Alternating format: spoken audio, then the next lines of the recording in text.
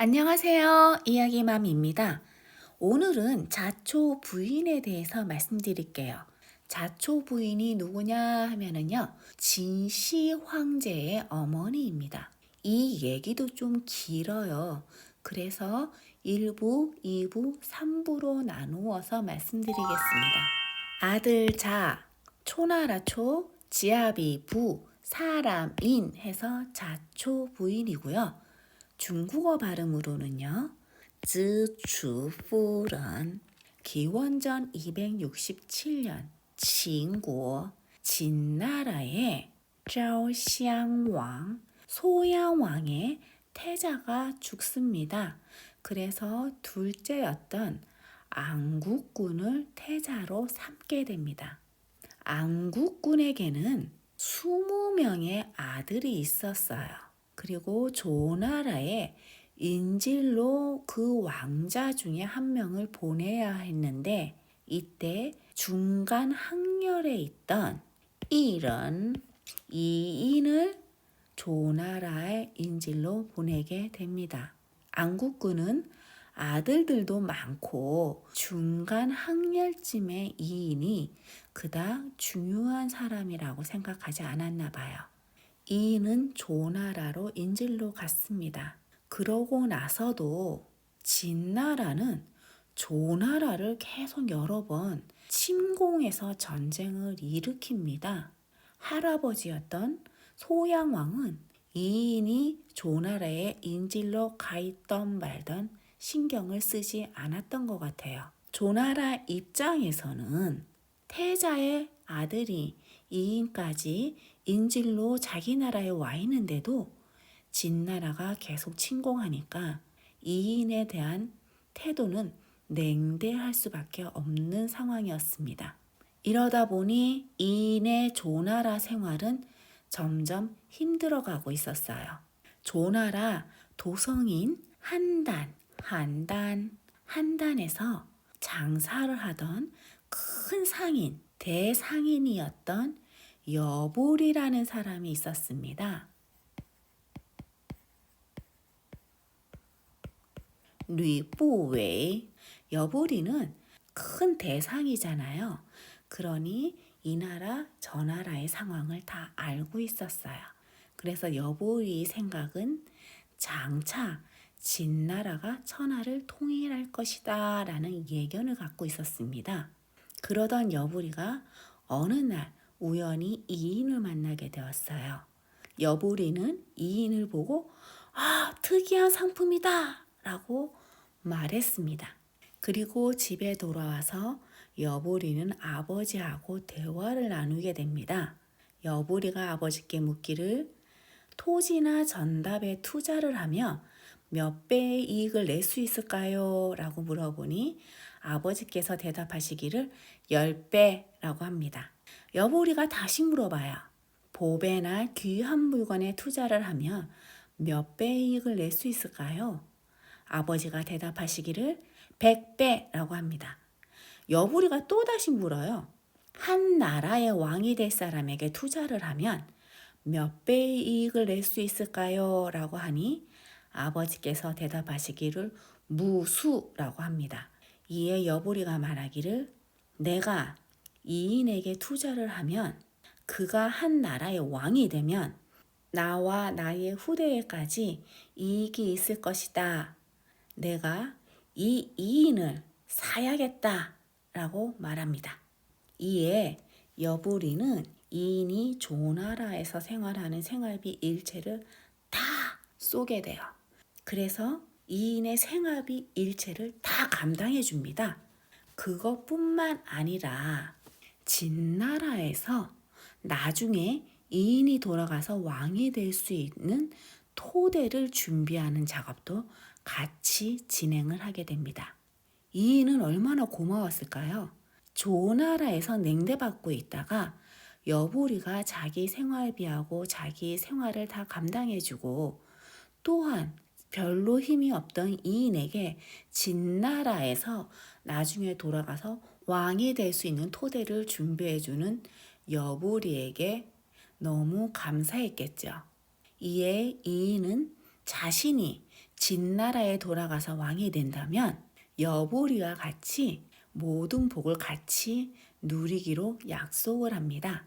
일종의 약속 체결이죠. 여보리가 어느 날 천향루라는 기생집에서 말을 합니다. 가장 어리고 예쁜 여자를 불러오너라 라고 합니다. 여보리의 돈 씀씀이를 아는 주인은 손님 대접을 해본 적이 한 번도 없던 아름다운 여자를 데려오니 그 사람이 누구냐? 바로 조희였어요. 짜오지. 조희는 외모가 출중할 뿐만 아니라 춤을 참 잘 추었다고 합니다. 여보리는 조이가 마음에 들어 그녀를 취하여 함께 집에 데리고 와서 살고 있었어요. 여보리와 관계가 돈독해진 이인은 여보리 집에서 열리는 연회에 초대를 받게 됩니다. 그래서 이인은 여보리의 집을 방문하게 돼요. 이때 조이를 본 이인은 한눈에 뿅 하고 반하고 맙니다. 여보리, 이인, 조이 셋이서 술을 마시다가 여보리가 술에 취해서 엎드려서 자고 있었어요. 이때 이인이 조이의 옷소매를 확 잡아당깁니다. 이때 여보리가 자다가 깨어보니까 놀래서 큰 소리로 야단을 쳐요. 내가 감히 나의 희첩을 희롱하는 게냐? 하면서 녹이 충천해서 화를 냅니다. 이때 이인이 얼마나 놀랬겠어요. 무릎을 꿇고 용서해달라고 빕니다. 왜냐하면 자기가 조나라에서 생활하는 생활비 일체와 자기가 나중에 진나라에 가서 왕이 될 수 있는 토대를 지금 여보리가 만들어주고 있잖아요. 이 여보리한테 잘못 보이면 자기의 생활은 완전 낭떠러지로 떨어진다는 걸 이인은 알았겠죠. 그래서 이인이 무릎을 꿇고 용서를 빌어요. 이때 여보리가 화가 조금 누그러져서 말을 합니다. 아니, 내 희첩 조이가 그렇게 마음에 들면 솔직하게 말을 하지 이게 뭐 하는 짓입니까? 라고 하니 이에 이인은 공손한 태도로 머리를 조아리며 실은 조이가 너무 마음에 든다면서 자기에게 달라고 요청을 합니다. 그러면서 나중에 꼭 여보리에게 은혜를 갚을 것을 맹세해요. 여보리는 조이를 이인에게 보냅니다. 조이가 이인에게 간 지 1년 후 조이는 아들 인정, 영정을 낳아요. 이 아이가 누구냐면요. 진시황, 진시황이에요. 영정이 사실은 여보리의 아들이다라는 주장도 있는데 이것은 후대 사람들이 진나라의 전통성을 부정하기 위해서 만들어진 이야기라는 비판을 받기도 한답니다.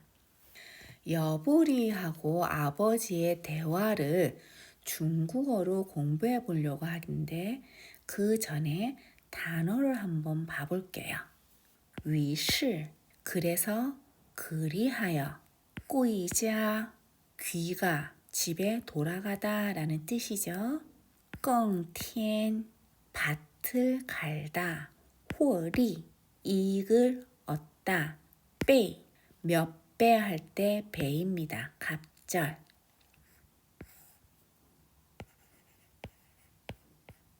판매, 구입하여 팔다, 판매하다. 주의, 주옥, 값지다. 우수, 무수하다, 매우 많다. 누리, 노력하다, 노력. 라오쭈어, 노동하다, 힘든 일을 하다. 쪼다오, 성취하다, 뭐뭐한 정도까지, 뭐뭐한 상태까지 해내다 라는 얘기예요. 펑인주시, 먹고 입는 것이 다 풍족하다. 살림이 넉넉하다. 若是, 접속사로서 만약 뭐뭐 한다면, 만약 뭐뭐라면, 대명사로는 이와 같이, 이처럼 이라는 뜻이 있어요. 용, 끌어안다, 껴안다, 둘러싸다. 저, 뭐뭐 하자, 뭐뭐 한다. 이거는 보통 두 가지 일이 시간적으로 이어져서 진행될 때 표시됩니다. 저, 혜택, 은혜, 后世, 후대, 후손, 자손, 决定, 결심하다, 결정하다. 비, 여러 가지 뜻이 있지만 여기서는 양사로서 금액이나 금전 이런 것들과 관계 있는데 쓰입니다. 마이마이, 매매, 장사입니다. 吕不韦, 于是, 归家, 与, 父亲说, 여부리는 집에 돌아가서 아버지하고 말을 합니다. 耕田可获利几倍呢? 논 전답에서 농사를 지어서 그 하면 여기서는 커이의 뜻입니다. 뭐뭐 할 수 있다. 获利几倍呢? 이익이 몇 배입니까? 父亲说 부친이 말하기를 10倍 10배 吕不韦又问贩卖猪鱼获利几倍呢? 판매하다 옷과 진주를 주옥을 판매하면 몇 배의 이익을 낼 수 있습니까? 父亲说 아버지가 말하기를 100배 100배 吕不韦又问 또 한 번 물어봐요. 다시 물어봅니다.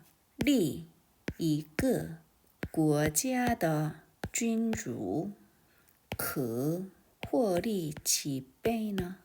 리 세우다 하나의 국가를 세우는 군주에게는 투자를 하면은 몇 배의 이익을 얻습니까? 했더니 父亲说 아버지께서 말씀하시기를 우수 무수 셀 수가 없다는 거죠. 아주 많다. 吕不韦说 여부리가 말하기를 如尽努力耕田劳作 밭에서 열심히 노동을 해도 还不能 不能은 뭐뭐 할 수 없다예요. 做到丰衣足食 아무리 지금부터 밭에 가서 노력을 해서 노동을 해와도 丰衣足食 아까 나왔죠? 먹고 입는 것이 다 풍족할 수가 없다. 若是 만약 뭐뭐 한다면 拥军建国则可者被后世 군주를 내가 안고 있으면 군주를 둘러싸고 있으면 건국 나라를 세우다 저 하면은 뭐뭐 하자 뭐뭐 하다 라는 뜻이죠. 은혜라는 뜻이죠. 아까 단어에서 나왔죠. 저는 내가 한 나라를 세우는데 군주에게 도와주면은 나의 후세까지 은혜를 입을 수 있다. 我 나는 决定 결정했다. 무엇을 做 저比 买卖 나는 결정했어. 저거를 사기로 라고 하는 거예요. 이 저거는 뭐겠어요? 여기서는 이인이겠죠. 한번 다 같이 읽어드릴게요. 吕不韦于是归家与父亲说耕田可获利几倍呢？父亲说10倍。吕不韦又问贩卖猪鱼获利几倍呢？父亲说100倍。吕不韦又问立一个国家的君主可获利几倍呢？父亲说50。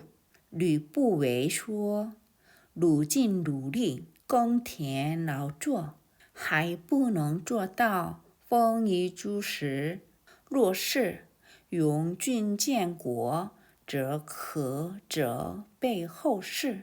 我决定做这笔买卖。 오늘 얘기는 여기까지고요. 2부에서 다시 만나요. 뿅뿅뿅.